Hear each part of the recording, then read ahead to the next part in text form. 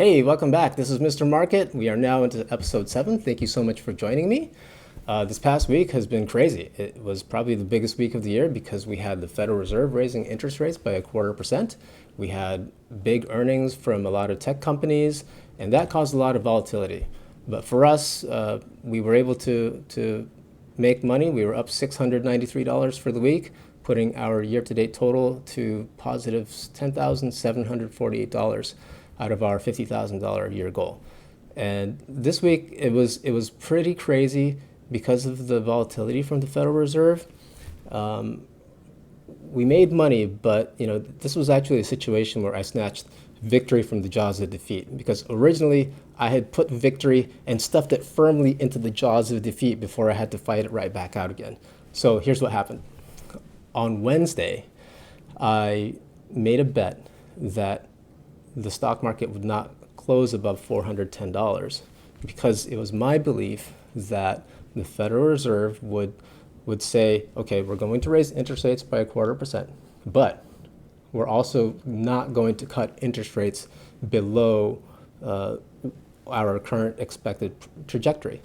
And the market, as I had mentioned in my previous episode, the market was assuming and pricing in the probability that the Federal Reserve would cut interest rates by the end of the year. It was my belief that this divergence between reality and expectations would cause the market to fall, but it didn't happen. The market just ran right up. It actually did the springboard where it did this little dip and then it ran straight up to the moon on the heels of Jerome Powell's press conference after the interest rate increase.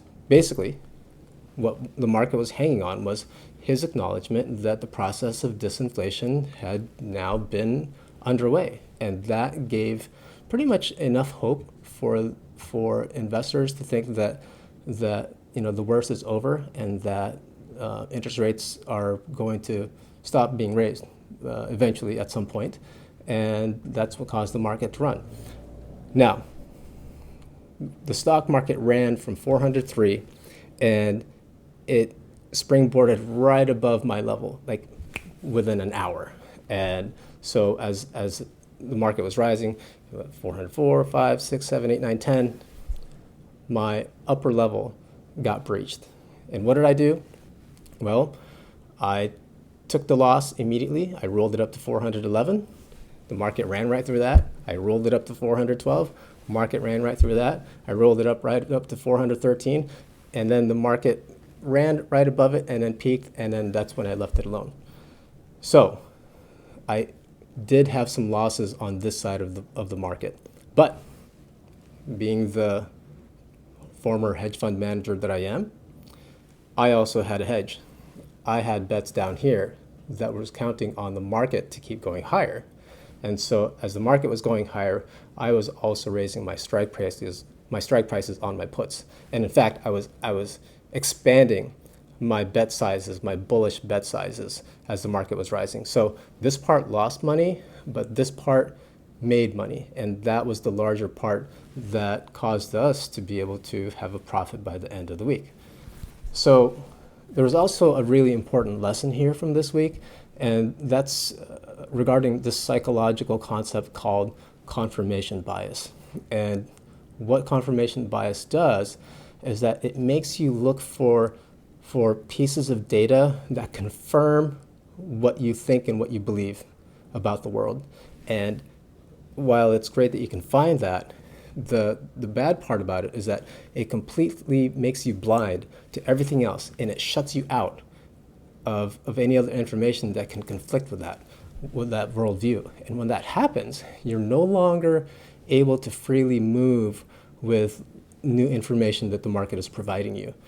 And I think if you shut yourself out to new information and to new ways of interpreting the market as it's unfolding, that is going to set you up for a lot of losses. So my rule is that, look, if my levels are being broken through, that means my thesis is wrong, and that I need to adjust my way of thinking to the new world, to the new reality. And that new reality, as the market was saying, was that, hey, look, we are probably going to have something called a soft landing. That's when you can raise interest rates significantly without putting the economy into a recession. And there are so many data points out there that suggest we are going to go into a recession, but maybe it's going to be a very mild one. And it's going to be more of an earnings recession rather than a big economic recession. Because look, we just had a big blowout jobs number. We created over 500,000 jobs over the past month, and you just don't go into a large or a deep recession when you're creating 500,000 jobs a month. And so that's the new narrative. I think that's what the charts are saying. When that long-term downtrend from last January broke, when the market crossed above $400 and it stayed above there, something significant was happening. And so, you need to be able to adapt to the new environment, and that's what I did. And that's what I will continue to do. My job here is to move with the market, kind of trying to play keep away from it, but try to stay as close as I can to the market without touching it. And that's pretty much my trading strategy. I want to be selling options that move with the market, and if it runs through my levels, I need to move my levels immediately so I don't trigger larger losses. So that's the lesson for this week. You have to be aware of your psychological tendency to look for data that confirms your worldview, but you also need to be aware of new information as it comes in that could completely be opposite to what you expect. And you need to respect that, especially if the charts are telling you otherwise. For me, I believe that you're only right as long as the market price is confirming it. And if the market price is not confirming it, you're either early or you're wrong. And oftentimes those two things are the same thing. So try to stay flexible, move with the market, and I think that's going to be a major key to your success. And that's it for the week. Thank you so much for joining me. Please hit like and subscribe, and I will see you next week.